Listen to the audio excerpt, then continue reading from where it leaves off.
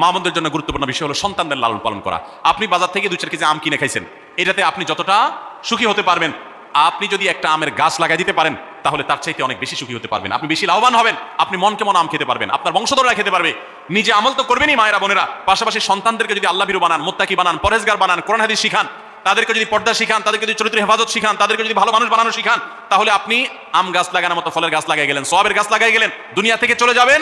নেক সন্তানের আমল যেগুলো আপনি শিখাই দিয়ে গেছেন, এগুলোর সব আপনি পেতে থাকবেন।